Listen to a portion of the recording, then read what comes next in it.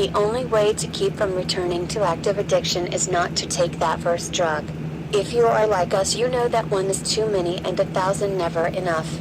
We put great emphasis on this, for we know that when we use drugs in any form, or substitute one for another, we release our addiction all over again. Thinking of alcohol as different from other drugs has caused a great many addicts to relapse. Before we came to know, many of us viewed alcohol separately, but we cannot afford to be confused about this. Alcohol is a drug.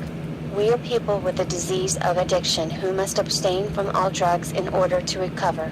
These are some of the questions we have asked ourselves. Are we sure we want to stop using? Do we understand that we have no real control over drugs? Do we recognize that in the long run, we didn't use drugs, they used us? Did jails and institutions take over the management of our lives at different times? Do we fully accept the fact that our every attempt to stop using or to control our using failed? Do we know that our addiction changed us into someone we didn't want to be, dishonest, deceitful, self-willed people at odds with ourselves and our fellow man? Do we really believe that we have failed as drug users? When we were using, reality became so painful that oblivion was preferable. We tried to keep other people from knowing about our pain. We isolated ourselves, and lived in prisons that we built with loneliness.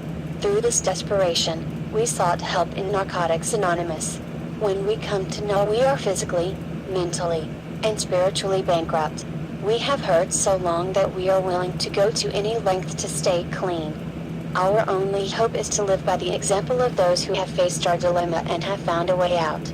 Regardless of who we are, where we came from, or what we have done, we are accepted in awe. Our addiction gives us a common ground for understanding one another. As a result of attending a few meetings, we begin to feel like we finally belong somewhere. It is in these meetings that we are introduced to the 12 steps of Narcotics Anonymous. We learn to work the steps in the order that they are written and to use them on a daily basis. The steps are our solution. They are our survival kit. They are our defense against addiction, which is a deadly disease. Our steps are the principles that make our recovery possible. Step